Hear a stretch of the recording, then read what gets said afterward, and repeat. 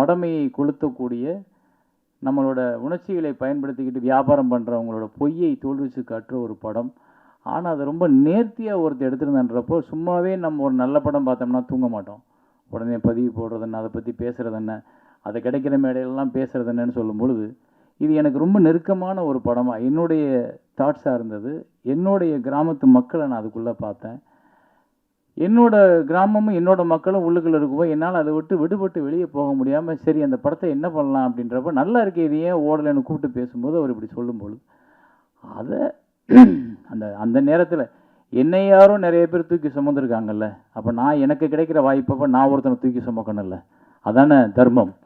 அந்த இடத்துல நான் சங்கர் ராஜ்குமார் தூக்கிக்கிட்டேன் தோள் மேலே. அப்புறம் எல்லா இயக்குநர்களையும் கூப்பிட்டு அந்த படத்தை பாருங்கன்னு சொன்னோன்னே இப்போ சங்கர் ராஜ்குமார் கூப்பிடும்போது யாருன்னு தெரியல, வர முடியல அப்படின்றப்போ இப்போ நான் கூப்பிட்டோன்னா அதுக்கு ஒரு அடையாளம் கிடைக்குது. எல்லா இயக்குநர்களும் வர்றாங்க. கிட்டத்தட்ட 52 பேர் இன்றைக்கி படம் பார்க்குறாங்க இயக்குநர்கள். அன்றைக்கி லோகேஷ் கனகராஜ் படம் பார்த்தது மாதிரி அன்றைக்கி போனேன் லோகேஷோட டிசி பார்க்கறதுக்கு. எல்லா இயக்குநரும் இங்கே இருந்தாங்க. எனக்கு இதே மாதிரி ஒரு காட்சி ஏற்கனவே அரங்கேறி இருக்கேன் வெங்காயத்தில், அப்படி தான் தோணுச்சு. அத்தனை இயக்குனர் இருந்தாங்க. அப்போ அந்த வெற்றி இருக்கும்போது நம்ம கூப்பிட்டா எல்லாமே நடக்கும். அதை அன்றைக்கி நான் பார்த்தேன். அதை இப்போவும் அது நடந்துச்சு, அன்றைக்கி அது நடந்துச்சு. அப்போ எல்லா டைரக்டரும் பார்த்துட்டு எல்லோரும் வெயிட் பண்ணி இந்த படத்துக்கு ஒரு படம் பார்த்தா சில டைரக்டர்லாம் சொல்லாமல் கொள்ளாமல் பின்வழியை ஓடி போயிடுவோம் படம் நல்லா இல்லைன்னா. ஆனால் அத்தனை பேரும் நின்று அந்த திரைப்படத்தை வேல்யூ பண்ணி நின்று பேசினாங்க. அந்த 52 டைரக்டர்ஸ் பார்த்ததும் அதை பூரா கட் பண்ணி ஒவ்வொரு டைரக்டரோட கருத்துக்களையும் வீடியோவாக மாற்றி அவரோட படத்தை இடையில் இணைச்சி அதை கொண்டு போய் சன் டிவியில் போட்டு காட்டினேன். சார் இப்படி இவ்வளோ டைரக்டர் சொல்லியிருக்காங்கன்னா ரொம்ப நல்ல படமாக தான் சார் இருக்கும் அப்படின்னு சொல்லிட்டு முதல்ல 5 ரூபாய்க்கு வாங்காத அந்த படத்தை 52 லட்ச ரூபாய்க்கு விற்றோம். அந்த ஒரு முயற்சியில் அந்த 52 லட்சத்தை வச்சு 30 ரூபாய் வியாபாரம் பண்ணுறதுக்கு வச்சுக்கிட்டு இருந்தால் அப்போ அந்த 20 ரூபாய் நீ வச்சுக்க, 30 ரூபாயை வச்சு விளம்பரம் பண்ணணும்னு சொல்லிட்டு மறுபடிக்கும் தியேட்டர் பிடிச்சி மறுபடிக்கும் அந்த படத்தை திரையரங்கத்தில் சேரன் வழங்கும் பெருமையுடன் வழங்குன்னு போட்டு வெங்காயம் அப்படின்னு போட்ட உடனே தியேட்டருக்காரங்க போனால் தியேட்டர் கொடுத்தாங்க. மறுபடிக்கும் அது 1 வாரமோ 10 நாளோ ஓடிச்சுல்ல, 10 நாள் ஓடிச்சு அந்த படம். ஆனால் ஒரு நல்ல கலெக்ஷனை பார்த்தோம். அது கொஞ்சம் அவருக்கு அவருடைய சுமையை கொஞ்சம் இறக்கி வைக்க அது உதவுச்சு. இது சங்ககிரி ராஜகுமார் இல்லை, அந்த திரைப்படம் தான் அதுக்கு காரணம். சங்ககிரி ராஜகுமார் எனக்கு முன்ன பின்ன தெரியாது யாருன்னு. என்னை அந்த உந்துதலுக்கு தள்ளுனது அந்த திரைப்படம். அது மாதிரி நிறையா திரைப்படங்கள் நம்ம பார்த்துருக்கோம். நமக்கு அந்த கடமை அது. நம்ம உண்மையான சினிமாவை நேசிக்கிறவர்களாக இருந்தால் கண்டிப்பாக நம்ம அதை செஞ்சே தீரணும். அதை விட்டு வெளியே போக முடியாது. அவ்வளோதான் எனக்கும் சங்கர் ராஜகுமாரோட பந்தம். ஆனால் அவர் அந்த உதவியை இன்னைக்கு வரைக்கும் மறக்காமல் பெருசாக எடுத்துக்கிட்டு அதை பற்றி பேசும்போது ஒவ்வொரு இடத்துலையும் சொல்லும் பொழுது இப்போ தான் எனக்கு தோணுச்சு, சேரன்ற பேருக்கு அடிக்காதீங்க பாவம், அவர் தான் எனக்கு உதவி பண்ணான்றப்போ அவர் என் மேலே வச்சுருக்க கருணை அது நல்லது, சந்தோஷம். ஆனால் அவர் அப்படி தான், இவரோட படங்கள்லாம் இவர் சம்பாதிக்கிறதுக்கு சினிமாவுக்கு வரல. இவர் மண்டைக்குள்ளே நிறைய அரிப்பு, நிறையா உள்ளுக்குள்ளே யோசிச்சு சினிமாக்கெல்லாம் நிறையா பார்க்குறாரு. அப்போ சாதாரண சாமானியனும் ஒரு சினிமாவை எடுத்துட முடியும், சாமானியன்கள்கிட்டையும் சினிமாவை கொண்டு போய் சேர்த்துட முடியும், சாமானியன்களையும் சினிமாவுக்குள்ளே பயன்படுத்திட முடியுன்ற ஒரு பெரிய கர்வம் அவருக்கு உண்டு.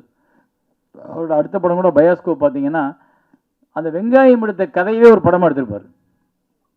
வெங்காயத்துக்கு ஒரு கஷ்டப்பட்ட அந்த கதையை எடுக்க அதை திருப்பி ஒரு படமாக்கினார்.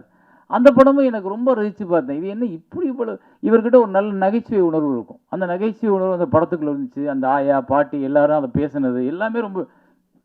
நம்ம ஊரில் என்ன ஒரே ஒரு பிரச்சனைனா இந்த பெரிய நடிகர்கள் கமர்ஷியல் படங்கள் இதையே பார்த்துட்டு தியேட்டரை ஃபில் பண்ணுற கூட்டங்கள் இந்த மாதிரி படங்களை நழுவ விட்டுறாங்க. அப்புறம் எங்கேயோ ஒரு ஓடிடி பிளாட்ஃபார்ம், சார் அந்த தோழர் அந்த படம் ரொம்ப நல்லா இருந்துச்சு சார், அந்த படம் ரொம்ப நல்ல படம் சார், நீங்கள் அதில் என்ன சார் பண்ணீங்க அப்படின்னு கேட்குற அளவுக்கு அந்த படம் இருக்குது. ஆனால் தியேட்டரில் அதுக்கான ரெஸ்பான்ஸ் குறைவாக இருக்குது. அது காரணம் நம்ம தான் அந்த படத்தை முன்னிறுத்தணும். நம்மன்னா நீங்கள் தான் அந்த மாதிரியான திரைப்படங்களை முன்னாடி மக்கள்கிட்ட கொண்டு போய் நிப்பாட்டினா முதல் ஷோ, முதல் விமர்சனம், முதல் ரிவ்யூ உங்கள் மூலமாக தான் வெளியே போகுது. அப்போ அந்த மாதிரி படங்களுக்கு எப்படி இப்போ இந்த படமே சார் பார்த்தீங்கன்னா 1 அப்படின்றது இந்த படத்தில் இருக்க எல்லாமே ஒரே ஆள். இந்த புது முயற்சிக்காகவே நம்ம அதை பாராட்டணும். ஆனால் அந்த புது முயற்சியை சிறப்பாக செஞ்சுருக்கிற ராஜ்குமார். அந்த படத்தை பார்த்துட்டேன், ஒரு 2 வருஷம் 3 வருஷம் இருக்குன்னு நினைக்கிறேன்ல, முதல் வருஷம். அப்போ நான் பார்த்துட்டு அந்த படத்தை பார்க்கும்போது எனக்கு என்னப்பா நீயே இவ்வளவையும் தூக்கி சுமந்துருக்கியே, எப்படி இது முடிஞ்சிச்சா எப்படி? அப்போவே அவர் கொஞ்சம் நல்லா இருந்தது. ஆனால் அது இப்போ மறுபடியும் இன்னும் நிறையா மாற்றி ரீஷூட் பண்ண மாதிரி திருப்பி ரீஒர்க் பண்ணி சிஜியில் எல்லாம் எல்லாத்தையும் மாற்றி இப்போ இந்த அப்போ பார்க்கும்போது இல்லை இப்போ இருக்குதுலாம். இதில் தொங்குறது நீங்கள் தான், மேலே இருக்குது நீங்கள் தான்.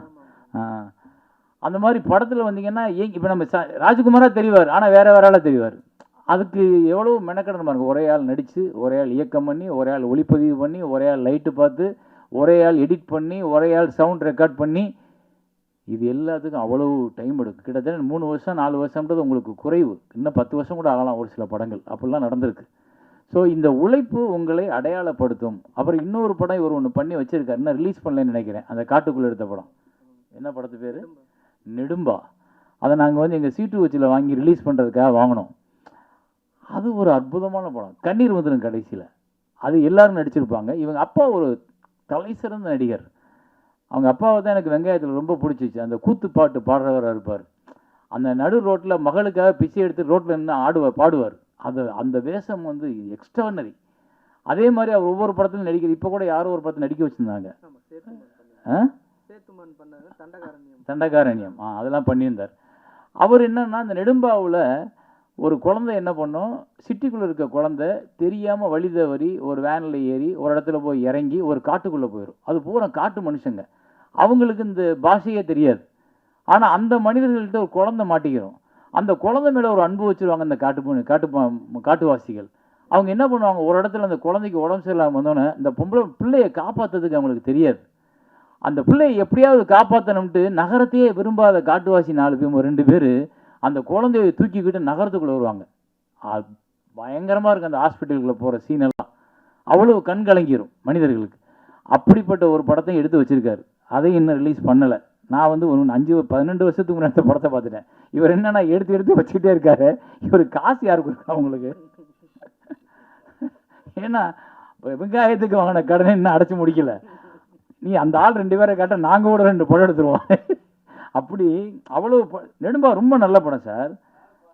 அந்த படத்தை பார்த்துருக்கீங்க. நான் அதுக்கப்புறம் கூட நிறைய அந்த காட்டுவாசி படம் வச்சப்போ எனக்கு உடனே நெடும்பா தான் ஞாபகம் வந்துச்சு. ஆனால் அதில் இன்னும் இதை விட சிறப்பாக ராஜ்குமார் எடுத்திருப்பார்ல. எவ்வளோ பட்ஜெட்னு கேட்டால் அவர்கிட்ட கேட்டால், ஆனால் அது 60 ஒரு 70 ரூபா வந்துச்சுண்ணே அப்படிம்பாரு. எது 60 ரூபாய்க்குள்ள படத்தை முடிச்சிட்டியா? என்னையா சொல்கிற? நமக்கெல்லாம் கஷ்டமாக இருக்கு. நமக்கெல்லாம் முடியலை. 10 ரூபா வேணும், 12 ரூபா வேணும், 8 ரூபா வேணும், கோடி இல்லை. ஆனால் இவருக்கு 60 ரூபா லட்சத்தில் போதுமானது ஒரு படம் எடுக்கிறதுக்கு. அப்போ அப்படிப்பட்ட ஒரு சிறப்பான படங்களை நம்ம தமிழ் சினிமா எடுக்க முடியும். அப்படிப்பட்ட இயக்குனர்கள், அப்படிப்பட்ட எழுத்தாளர்கள் நிறைய இருக்காங்க. ஆனால் அவங்கள தவிர்த்துட்டு நம்ம எல்லாரும் 50 கோடி 100 கோடி 200 கோடி 15 கோடி அதுக்கு மேலே தான் படம் இருக்கிறத நம்ம பார்க்குறோம், எழுதுகிறோம், ரசிக்கிறோம், கைத்தட்டுறோம். அதுதான் கல்லாப்பெட்டி நிரப்புது. ஆனால் நம்மளோட அடையாளங்களாக இன்னும் நிற்பது நல்ல திரைப்படங்களாக இருக்கக்கூடிய இயக்குனர்கள், எழுத்தாளர்கள் எழுதின அந்த திரைப்படங்கள் தான் உங்களுக்கு நல்ல பேர் சொல்கிற படங்களாக இருக்கக்கூடியது. அந்த பேர் சொல்கிற படங்களோட வரிசையில் தான் தம்பி ராஜ்குமாரோட படங்கள் கண்டிப்பாக இருக்குது. இன்னைக்கு அவர் சரியாக அங்கீகரிக்கப்படவில்லை என்றாலும் ஒரு 10-15 வருஷம் கழித்து அவருடைய புகழை இந்த சினிமா கொண்டாடும், கண்டிப்பாக கொண்டாடும். அவருக்கான உரிய அங்கீகாரம் கண்டிப்பாக கிடைக்கும். ஏன்னா இப்படி ஒரு முயற்சியை சினிமாவுக்காக திரும்ப திரும்ப திரும்ப ஒருத்தர் எடுத்துக்கிட்டே இருந்தானா அவனை ஒரு நாள் சினிமா கொண்டாடியே தீரும். அது வேறு வழியே இல்லை. நம்ம அப்படி நிறைய பேரை பார்த்துருக்கோம். நிறைய பேருக்கு அந்த லைஃப் கிடைச்சிருக்கு. அதே மாதிரி அவருக்கும் கிடைக்கணும், அவர் ஜெயிக்கணும். அப்போ கூட நான் சொன்னேன் அவர்கிட்ட, வெங்காயம் முடிஞ்சோடனே கொஞ்சம் நல்ல கதையெல்லாம் எழுதுறாரு, நமக்கு ஏற்ற கதை மாதிரி இருக்கு, இந்த படத்தில் நம்ம ஒரு வேஷம் மறந்துருக்கலாமே அப்படின்னு நான் அவரை கூப்பிட்டு, நல்ல கதை எழுதலை, அது ஏன் போய் சேர மாட்டேங்கன்னா நடிகர்கள் இல்லை, நாங்கள் கூட எல்லாருக்கும் தெரிஞ்ச நடிகர் தான், எனக்கு தெரியும் எல்லாத்துக்கும், நீ நல்ல கதை எனக்கு சொன்னீன்னா நம்ம சேர்ந்து ஒரு படம் பண்ணணும். மாட்டானே தம்பி, அங்கே மட்டும் வரவே மாட்டான், அந்த பக்கமே திரும்ப மாட்டான். ஏன்னா அவன் படத்தை கெடுக்கிறதுக்கு அவன் தயாராக இல்லை. ஆனால் அந்த அந்த அந்த இடத்துல ஒருத்தன் சரிஞ்சிட்டான்னா, இல்லை அந்த ஆசைகளுக்கு இடம் கொடுத்துட்டான்னா அவங்ககிட்ட இருக்க உண்மை காணாமல் போயிடும். அதை நான் புரிஞ்சுக்கிட்டு அப்புறம் நான் கட்டாயப்படுத்துறதை விட்டுட்டேன். ஏன்னா அந்த உண்மை இப்போ அவர் நிறைய இடங்களில் நானும் ராஜ்குமாரும் சந்திச்சுக்கிட்டே போவோம் ஒவ்வொரு விஷயமா. இப்போ நான் கடைசி எடுத்த ராமதாஸ் ஐயாவோட படத்துக்கு கூட எனக்கு முன்னாடி இந்த கதையை எழுத உட்கார்ந்த ஆள் அவர் தான் ஐயாவோட படத்தை கதையை எழுதி எடுத்து பண்ண வேண்டியது. அது ஒரு சில காரணங்களால் அவங்க அதுக்கு ஒரு வேல்யூ வேணும், அது இப்படி எடுக்கணும் அப்படி எடுக்கணும், தயாரிப்பாளர்லாம் சேர்ந்து என்னையை பேசும்போது என்கிட்ட ராஜ்குமாரை இன்ட்ரடியூஸ் பண்ணி இவர் கதை எழுதி வச்சு, ராஜ்குமார் தெரியுமே தம்பி தானே, அப்போ அவர் நிறைய குறிப்பெழுதி வச்சுருக்காரு, நீங்கள் எடுத்துக்கின்றப்ப எனக்கு நெருடுது. அவன் எடுக்க போகிற படத்தை அவன் எடுக்கணும்னு நினச்சி எழுதின படத்தை நான் ஏன் எடுக்கணும் அப்படின்னு சொல்லிட்டு நான் ராமதாஸ் ஐயாட்டே சொல்கிறேன், தம்பி எடுக்கட்டும், நான் வேணா சப்போர்ட் பண்ணுறேன் கூட. ஏன்னா அவன் ஒரு கனவு இருந்திருக்கும், அவனுக்கு ஒரு அடையாளம் வேணும், அவன் ஒரு அழகாக அந்த கதையை தொகுத்திருப்பான். அப்போ அதை போய் நான் எடுக்கணும்னா தட்டி பறிச்சது மாதிரி இருக்கும் அப்படின்னு நான் அவர்கிட்ட சொல்கிறேன். அவங்க அப்புறம் பேசிட்டு இல்லை இந்த கதை இன்னும் சிறப்பாக வரணும், இப்படி வரணும் அப்படின்னு சொல்லிட்டு அப்போ சொல்லும்போது நான் அவனை கூப்பிட்டு சொன்னேன், தம்பி என்னால் மறுக்க முடியல, வேறு வழி இல்லை, கேட்குறாங்க. ஒரு பெரியவர் கேட்கும்போது நான் அதை வேணாம்னு தூக்கி போட்டு வர்ற அளவுக்கு எனக்கு அந்த அவரோட அன்பை நான் உதாசீனப்படுத்த முடியாது. வேறு வழி இல்லாமல் நான் ஒத்துக்கிறேன் தம்பின்னு சொல்லிட்டு தான். அது கூட அவனுக்கு வருத்தம் என் மேலே. ஆனால் உங்கள் மேலே எனக்கு நீங்கள் சொல்லியிருக்கலாம்னு நினைனேன். பட் நான் என்ன பண்ண முடியும், உனக்கு நல்லது செஞ்சால் அதே சேரம் தான், உனக்கு கெடுதல் செஞ்சால் கூட இருக்கட்டுமே, நீ வச்சுக்க அப்படி. ஏன்னா அப்படி இடத்துல ஒண்டி நம்மளை தள்ளும். ஆனால் வேறு வழி இல்லை. இப்போ பாருங்கள், அந்த படம் உனக்கும் இல்லை எனக்கும் இல்லை யாருக்கும் போச்சு. கடைசியில் எடுக்கப்படவே இல்லை. அது அப்படியே ஒருத்தரோட உழைப்பு, இவரோட உழைப்பு கிட்டத்தட்ட ஒரு 2 வருஷம் இருந்திருக்கும், அந்த உழைப்பு மாறிச்சு. என்னோட உழைப்பு கிட்டத்தட்ட 1.5 வருஷம் இருக்கும். கிட்டத்தட்ட நாங்கள் வந்து ஒரு 15 பேர் அதுக்காக டீம் எல்லாம் போய் இடம் பார்த்து லொக்கேஷன் பார்த்து எங்கெங்கேயோ அலைஞ்சு காடு மேடெல்லாம் அந்த ஊரை கண்டுபிடி. ஏன்னா அவர் 1987 வரலாறு, 87லேருந்து நடந்த விஷயத்தை பூரா பதிவு பண்ணி இப்போ போனால் எல்லா இடத்துலையும் 2026 87ஓட ஊரை வில்லேஜ் எங்கேயே தேடுறது. ஆனால் தமிழ்நாடு பூரா முழுக்க நாங்கள் அலைஞ்சு அந்த மாதிரி வில்லேஜையும் அந்த மாதிரி ரோடுகளையும் அந்த மாதிரி கண்டுபிடிச்சி ஆட்களை பூரா கண்டு. அப்போ உள்ள ஆட்களோட தோற்றமே வேறு. இப்போ நீங்கள் இந்த ஆளே இல்லை, முகமே இல்லை, மாறி இருக்கு. அதை நாங்கள் பூரா ரெஃபரன்ஸை வச்சு அவ்வளோ 1.5 வருஷம் நாங்கள் அதுக்கான தீசிஸ் பண்ணி பண்ணி பண்ணி அவ்வளோயும் திரட்டி வச்சதுக்கப்புறம் அந்த படம் நடக்கலை அப்படின்னா அது எவ்வளோ பெரிய வழி பாருங்கள். அவங்க சொல்லலாம், நான் உங்களுக்கு அந்த வேலை பார்த்த வரைக்கும் சம்பளம் கொடுத்துட்டேன்னு. சம்பளம் அல்ல எங்களோட தாட். நாங்கள் நினச்சது, நாங்கள் கற்பனை பண்ணது, எங்களோட மண்டைக்குள்ள ஊர்னு அந்த கதை வெளியில் வந்துச்சுன்னா எனக்கு சம்பளமே கிடைக்காது, நான் கவலைப்பட மாட்டேன். ஏன்னா நான் அப்படிப்பட்ட ஒரு பைத்தியக்காரத்தனமான இயக்குனர். எனக்கு நான் எடுத்த படம் வெளியே வரணும், ஆனால் அது வரல, அது நின்றுச்சு. என்ன காரணம் கேட்டால் அப்பா அம்மையை சண்டை போட்டாங்க, படம் நின்று போச்சு. இப்போ அப்பா அம்மையை சேர்ந்துட்டாங்க, படம் இருக்கிற ஆள் இல்லை, என்ன பண்ணுறது? சிரிக்கிறார் ஒருத்தர் என்னை நினச்சி பார்த்து. இதுதான் அவலம். அது மாதிரி தான் சினிமா வந்து எங்கே நம்மளை தூக்கிக்கிட்டு போகும், எங்கே நம்மளை ஏமாற்றும், எங்கே நம்மளை உட்கார வைக்கணும் தெரியாது. இந்த ஒன் கூட இவர் எடுத்த முயற்சிக்கு இவரை தூக்கிட்டு போகணும். பார்க்கலாம் இந்த சினிமா என்ன பண்ணுதுன்னு. தேங்க்யூ.